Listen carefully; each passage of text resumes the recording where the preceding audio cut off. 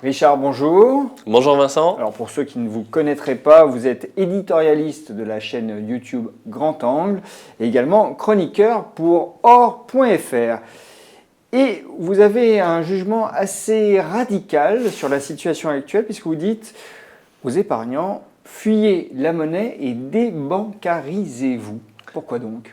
Eh ben oui, j'avais titré Quitter l'euro parce que c'est Christine Lagarde qui l'a très bien exprimé sur une antenne publique, donc c'est pas mon point de vue. Elle a expliqué que les gens préféreraient avoir un emploi plutôt qu'une épargne. Donc bien que le concept soit une imbécilité logique, disons-le, parce que les emplois sont fournis par les entreprises et les entreprises fonctionnent grâce à l'utilisation du capital. Et le capital, c'est de l'épargne. Mais au-delà de cette contradiction, elle explique simplement qu'il va falloir organiser un raccourcissement de l'épargne de tout le monde, des Français et des Européens par extension. Et par voie de conséquence, ça va passer par le système monétaire. Donc il va falloir quitter le système monétaire et son exécutant, le système bancaire, si vous voulez protéger votre épargne. Oui, mais alors comment fait-on pour quitter l'euro ? Eh ben, c'est tout un sujet parce que déjà, il faut reconnaître où se cache l'euro. Parce que si je vous dis, je ne sais pas moi, le livret A, est-ce que vous êtes adossé à de la dette française avec un livret A ? Ce n'est pas une question simple. Et en réalité, oui, vous l'êtes. Donc, il faut déjà reconnaître les actifs. Et ensuite, il faut les fuir. Donc, pour ça, effectivement, il y a les biens tangibles. Puisque tout titre de propriété sur un bien tangible, déjà, on sait ce qu'on a en face, il n'y a pas de contrepartie. Donc là, on sait déjà qu'on est en capacité de fuir, de quitter l'euro en réalité. Quand vous vendez de la dette française en vendant votre assurance vie en fonds en euros et que vous achetez de l'or, vous commettez un petit acte de trahison patriote parce que vous précipitez les finances d'un État qui a la qualité de gestion qu'on connaît pour neutraliser votre épargne au travers d'un actif tangible. Voilà. Parce que la solution, c'est l'or. Mais on va y revenir. Entre autres. La solution pour vous, je précise. Débancarisez-vous, dites-vous. Oui. Ok, mais on fait quoi ? On sort notre cash des banques ? On fait comment ? Alors, ça c'est possible déjà, parce qu'il faut savoir que... Alors, pour bien poser les bases et pour rappeler quelque chose qui devrait être connu de tous, c'est que lorsque vous avez un compte courant et que vous avez de l'argent dessus, ce n'est pas votre argent. C'est une créance. Vous avez une créance. Donc déjà, vous faites intervenir le mécanisme de la dette. Donc le jour où il y a un problème sur le système monétaire, donc bancaire, parce que voilà, ça entraîne automatiquement des problèmes sur le système bancaire, vous n'êtes pas sûr de retrouver votre argent. Et quand on vous dit il y a un dépôt, il y a un montant de garantie de 100 000 euros, moi je veux bien, mais le fonds en question qui est censé assurer ça au niveau européen, il y a 3 milliards dedans. Donc on a des petits problèmes d'ordre de grandeur si on veut assurer tout le monde. Et en vrai, on me dit oui, mais ce fonds il est gagé par la santé des États, par les États. Mais le problème, c'est qu'on met en cause, quand on se met dans un scénario de crise bancaire, la capacité des États à honorer leurs promesses. Donc voilà, c'est pour ça que je dis débancariser. Et se débancariser, c'est sortir l'argent du système bancaire. Pour vous, il faut fuir la monnaie, l'euro, puisqu'on a une doctrine aujourd'hui émise par la patronne de la BCE. De réduction de dette. Réduction de dette, et ça passera par l'attaque de l'épargne. La contrepartie de la dette, c'est l'épargne. C'est ce que les gens ont du mal à comprendre, c'est quand on dit la dette, il n'y a qu'à pas la payer, il n'y a qu'à pas payer la dette, ça veut dire qu'il va falloir réduire une quantité d'épargne quelque part ailleurs. Ça peut être de l'épargne étrangère, mais le problème, c'est qu'il faut décider avec qui on veut se fâcher. Est-ce qu'on se fâche avec les Chinois ? Est-ce qu'on se fâche avec les Américains ? On voit que c'est compliqué. Et ensuite, il y a la dette intérieure, l'épargne des gens. La contrepartie, c'est ça. C'est plus simple à capter. Ah bah oui. Alors après, le tout, c'est de le faire le plus finement possible. C'est-à-dire que si ça peut ne pas se voir, c'est encore le mieux. Parce qu'un politicien va rabioter l'épargne des gens qui l'ont élu. Donc on voit bien que c'est un peu compliqué. Mais ça se fait. Et d'ailleurs, Christine Lagarde, qui fait le pont entre la BCE et le FMI, lorsqu'elle était au FMI, il y a un working paper, donc un document de travail, qui a été publié sous son mandat, on va dire, qui explique, mais par le menu, comment on peut réduire l'épargne des Français avec des taux d'intérêt négatifs, en mettant de la monnaie fondante. C'est-à-dire que si vous retirez vos billets, on veut dire, ok, votre billet, il est valable pendant 1 an. Et après, il perd sa valeur. Ça peut être une taxe au retrait, ça peut être une taxe à l'achat, quand vous faites un achat en liquide, on vous taxe. Enfin, il y a tout un tas d'idées pour réduire l'épargne, organiser une déflation voilà, sur votre patrimoine. Alors, on a en effet un horizon, peut-être qu'on ne le verra pas, mais en tout cas, il est possible aujourd'hui, si l'on s'en réfère à la doctrine qui est en cours au sein des grandes institutions. Très bien. Mais comment fait-on pour se protéger ? Parce que c'est pas simple. C'est ce que je dis, c'est non. Alors déjà, c'est pas simple. Il faut bien le garder en tête, c'est qu'aujourd'hui, il n'y a pas de solution simple. Et le problème, et ça c'est ce que je dis à tous mes clients, parce que j'ai une lettre d'investissement, et le problème, c'est pas de gagner de l'argent aujourd'hui, c'est de pas en perdre pour jouer les soldes, entre guillemets. Et quand je dis soldes, c'est très cynique, parce que ça veut dire qu'on va effectivement effacer de l'épargne. Mais en tout cas, il y a tout un tas d'actifs qui vont se retrouver par terre et qui seront pas chers. Donc celui qui aura gagné, c'est celui qui sera encore debout à ce moment-là. Donc, c'est les actifs tangibles en premier lieu. Alors, mais ça, c'est important. En fait, ce que vous êtes en train de dire, c'est qu'il ne faut pas imaginer qu'on va gagner dans un premier temps. Il y en a peut-être qui y arrivent, hein, mais moi, je ne sais pas faire. Voilà. Aujourd'hui, je ne sais pas faire. Non, mais on a plus de chances, en tout cas, de se retrouver à souffrir comme les autres. Oui. L'idée, c'est tout de même de rester, comme vous dites, debout in fine. Exactement. Puis vous savez, c'est toujours le même truc. Dans un village, quand toutes les maisons ont brûlé, s'il n'en reste qu'une, sa valeur est infinie, quoi. Donc, quand on arrive à conserver le patrimoine, on est relativement aux autres beaucoup plus riche quand il y a eu la réduction de l'épargne qui a été opérée. Donc, les actifs tangibles, c'est un vrai sujet. Et il y a effectivement l'or qui est le premier actif tangible auquel on pense parce que c'est facile à acheter, c'est facile à... Voilà. Et puis ça prend le train, ça se met dans le coffre de la Peugeot. Enfin, c'est très mobile l'or. Donc on ne peut pas trop imposer ou essayer de taquiner l'or en termes de fiscalité parce qu'on peut le délocaliser pour aller se faire imposer ailleurs. Mais on peut penser aussi à une certaine mesure à l'immobilier, bien que là c'est un actif tangible mais fixe. D'ailleurs, si les dernières personnes à gagner de l'argent sont les investisseurs locatifs, pour l'État, c'est du tir au pigeon d'argile. Vous êtes une cible immobile et puis il y a juste à imposer, à taxer. Alors vous serez quand même mieux loti que celui qui avait de l'épargne qui a été effacé. Mais vous serez quand même maltraité. Je reviens à l'or. Est-ce qu'un des arguments majeurs aujourd'hui en faveur du métal jaune n'est pas que les banques centrales se débancarisent elles-mêmes, justement, puisqu'elles achètent de l'or? Oui, alors ça, justement, c'est ce que j'ai titré cet été, parce qu'on se demandait pourquoi l'or a fait un bond entre fin mai et août. Et en fait, aujourd'hui, on sait. L'or a fait un bond principalement sous la pression des banques centrales, des achats des banques centrales. Et là, il y a une véritable inversion de tendance, parce que ça a pris fin avec la période... glorieuse de Sarkozy et ses relations avec l'or en France, mais pendant des décennies, les banques centrales se sont allégées en or. Et ça se comprend parce que quand vous êtes dans un pays en croissance avec une monnaie qui est crédible, qui vaut quelque chose, l'or, ça ne sert à rien. Donc, fatalement, l'or est dans les chaussettes. On était à moins de $200 l'once. Et dès l'instant où vous avez une attaque par les institutions de la crédibilité de la monnaie, eh ben vous avez les banques centrales qui ont compris ce mécanisme, qui se mettent à acheter de l'or. Et la vapeur s'inverse à partir des années 2000, au moment où Sarkozy vend 400 tonnes au plus bas. Il n'a pas eu le nez creux sur ça. Il a vendu au plus bas. Mais ce qu'il faut bien comprendre, c'est que les premières à se débancariser, ce sont les banques centrales. Donc, c'est pas moi qui dis débancarisez-vous parce que c'est une lubie. C'est ce que font la Russie, la Chine, l'Inde et tous les pays qui sont en défiance par rapport à l'euro et au dollar. Alors, ce qui est intéressant, quand on regarde un peu les statistiques, c'est par exemple l'Europe a été vendeuse nette d'or jusqu'à présent, enfin jusqu'en 2018, et en 2018, les pays européens redeviennent acheteurs nets. Mieux vaut tard que jamais. Voilà. Autre exemple assez intéressant, la Russie a procédé à des achats massifs d'or. C'était 200 tonnes en 2016 et 270 tonnes en 2018. La Chine également. Alors, la Russie, ils ont une situation particulière dans leur relation avec les États-Unis. C'est-à-dire que l'or, pour eux, c'est une façon de se dédollariser.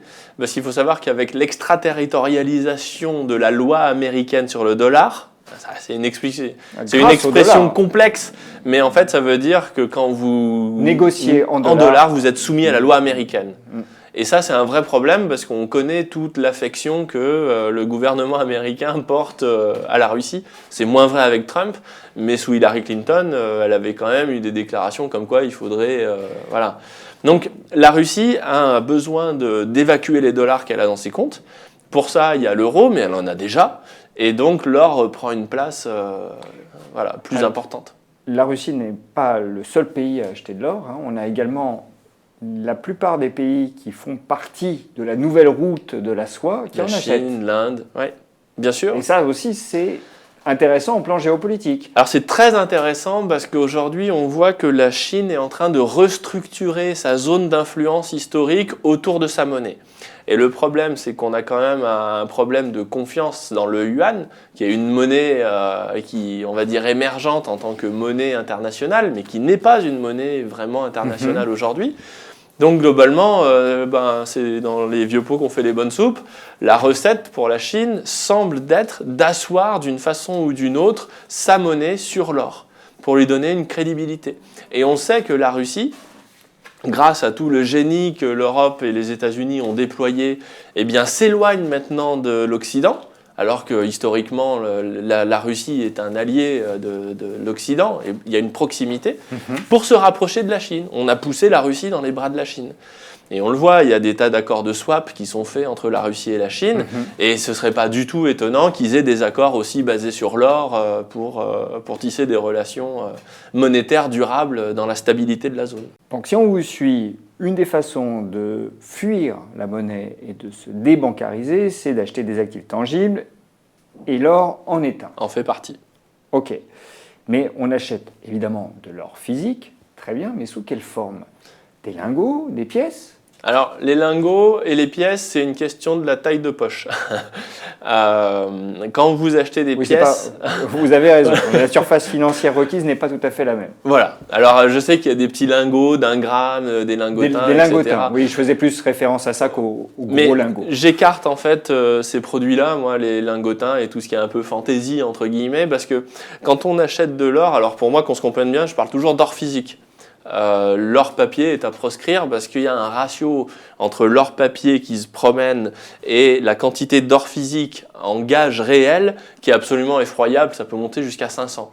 Donc en gros, l'or papier, c'est bien pour trader au jour le jour si vous voulez faire des petits coups, voilà, c'est ce que je fais jamais. Mais si vous voulez prendre une assurance, parce que l'or est une assurance avant tout, c'est pas un placement, on ne gagne pas d'argent avec l'or. Quand on gagne de l'argent, c'est que les autres en perdent. Pas pareil. Et à ce moment-là, on joue la valeur assurance, donc confiance. Et quand vous êtes en France, les gens, ce qu'ils connaissent, c'est le Napoléon. Quand vous êtes en Suisse, c'est le vrai Nelly. Quand vous êtes en Chine, c'est le panda. Quand vous êtes aux États-Unis, etc., etc. Il y a l'Eagle, le Krugerrand. Chaque zone monétaire, chaque zone économique a sa pièce de référence. Et l'avantage de ces pièces-là, c'est qu'au-delà du prix de l'or qui s'apprécie pendant les crises, vous avez aussi une prime. C'est-à-dire que l'or a, on va dire, un coefficient de rareté. Et à l'intérieur de ça, le Napoléon en France, c'est un élément de rareté supplémentaire. Parce que quand on cherche de l'or, tout le monde connaît le Napoléon, donc on veut de l'or sous forme de Napoléon. Et vous avez une prime, donc vous achetez, je ne sais pas combien la prime vaut aujourd'hui, mais admettons que ce soit 5%, parce qu'au final, l'or est assez détendu, entre guillemets. Le jour où vous avez une crise comme en 2008, la prime monte à 30%, voire plus. Donc votre conseil, c'est d'acheter des pièces emblématiques du pays où l'on réside. Oui, parce que tout le monde sait ce que c'est et qu'au final, voilà, le but, c'est d'être reconnu. Est-ce qu'on n'a tout de même pas un petit problème de stockage de l'or, parce que c'est bien gentil d'acheter de l'or, mais alors évidemment, si on a quelques pièces, ça va, on peut les mettre... Et juste pour finir, pour les lingots, c'est un problème quand vous avez trop d'or à stocker. Effectivement, au bout d'un moment, vous prenez des lingots d'1 kilo ou de 10 kilos en fonction de... Mais là, c'est plus des problèmes de millionnaires. Enfin bon, donc vous avez quelques pièces, vous pouvez tenter de les mettre au fond de l'armoire, mais vous prenez un risque. Oui, dans le coffre à bijoux de maman. Et, oui, voilà. Si vous vous faites cambrioler, tant pis pour vous. Voilà, mais un Napoléon, aujourd'hui, ça vaut à peu près 100 €, un demi-Napoléon. Donc ça reste dans l'ordre de grandeur des bijoux quand on a quelques pièces. Par contre, au bout d'un moment, si... en général, je dis qu'entre 10% et 15% de son patrimoine qu'on veut assurer, ça représente un ratio à peu près correct en or, quoi. Donc, en fonction de son patrimoine, 15% aujourd'hui, du patrimoine qu'on veut assurer. D'accord. Voilà. Eh bien, si vous avez un patrimoine important, à un moment, ça va vous faire beaucoup de pièces. vous avez intérêt à en mettre 2-3 dans le coffret à bijoux voilà, de la famille. Si vous voulez en mettre dans un trou dans le jardin, vous en mettrez peut-être une dizaine de plus. Et puis ensuite, vous n'allez pas remplir la maison de pièces d'or. Donc c'est là où vous pouvez commencer par passer par des intermédiaires. Et là, il faut bien faire la différence entre le prix qu'on veut payer pour le coffre et le service qu'on a en face. Donc vous avez des offres mutualisées où le courtier l'intermédiaire chez qui vous allez acheter votre or sera un intermédiaire par lequel vous devrez passer pour accéder à votre or chez le loueur de coffre. Ces solutions sont moins chères et il y en a de bonne qualité, c'est pas un souci, mais il y a dans le principe un risque de contrepartie supplémentaire.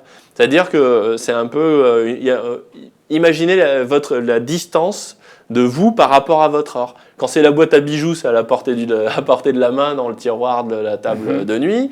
Quand c'est dans le jardin, faut déjà un peu creuser, c'est déjà un peu plus loin, il y a un peu plus de travail pour avoir l'or. Quand il y a 2 intermédiaires, le chemin pour arriver à votre or est plus long que quand il n'y en a qu'un seul. Donc effectivement, vous avez des solutions avec des coffres uniques en votre nom où vous êtes identifié chez le prestataire.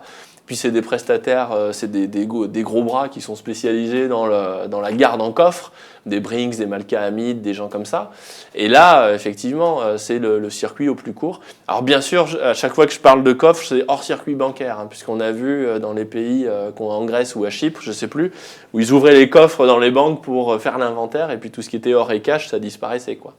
Donc c'est toujours hors circuit bancaire, la crise, oui. En dehors de l'État, dans des sociétés privées, et si possible pas en France. Pas dans le même pays, vous prenez des pays libres, la Suisse, Hong Kong, les États-Unis, des pays où il y a un droit reconnu de la propriété privée, où la propriété privée c'est sacré. Donc, Donc vous passez par un intermédiaire qui va stocker votre or dans un pays tiers de votre choix. Ce que j'appelle un pays libre, c'est-à-dire un pays avec un état de droit où le droit est vraiment reconnu, la propriété est reconnue. Et ensuite, quand vous voulez rapatrier votre or ou en tout cas le vendre, il suffit de passer un coup de fil à votre intermédiaire. Ça c'est intéressant parce que, oui, alors sur le plan commercial, oui, il y a toujours moyen de repasser par votre courtier, vous lui passez un coup de fil, vous vendez, ou il y en a qui ont des plateformes, vous le faites directement chez vous. Mais plus largement que ça, se pose la question en cas de crise, qu'est-ce que je fais de mon or ? Et ça, c'est un vrai sujet, parce que quand vous êtes dans une crise comme en 2008, c'est bien beau de vendre votre or, mais la question, c'est vous en faites quoi pour acheter quoi ? Parce qu'en réalité, tout le monde pense aujourd'hui, dans un régime stable, que la monnaie, c'est la valeur. Mais la monnaie, c'est la valeur parce que les choses sont stables. Mais le jour où on est en crise, en réalité, vendre, c'est pas vendre qui vous rapporte de l'argent, c'est passer d'une classe d'actifs à une autre. Et c'est là où il faut identifier si vous achetez un contrat, si vous achetez un titre de propriété, un actif tangible. Et la question est de savoir où se déplace la valeur. Donc si vous êtes en crise, vous n'avez pas forcément intérêt à revendre votre or en plein milieu de la crise, parce que pour acheter quoi ? Alors que quand la poussière retombe et vous vous rendez compte qu'il y a des super sociétés qui sont au tapis à moins 60%, et que vous avez identifié d'où venait la crise et que ce n'est pas de la société en question, eh bien à ce moment-là, vous savez où investir. Mais vendre son or, en réalité, je trouve que c'est une mauvaise expression. Il faudrait plutôt dire passer d'une classe d'actifs à une autre. C'est plutôt ça le déterminant. Donc c'est une réserve de patrimoine. Oui. On donne une forme différente à son patrimoine en espérant capter la valeur à chaque changement de forme. Est-ce que l'argent est une alternative également crédible ? Alors oui, l'argent est une alternative dans un cadre de diversification parce qu'aujourd'hui, le problème, c'est de trouver des éléments de diversification.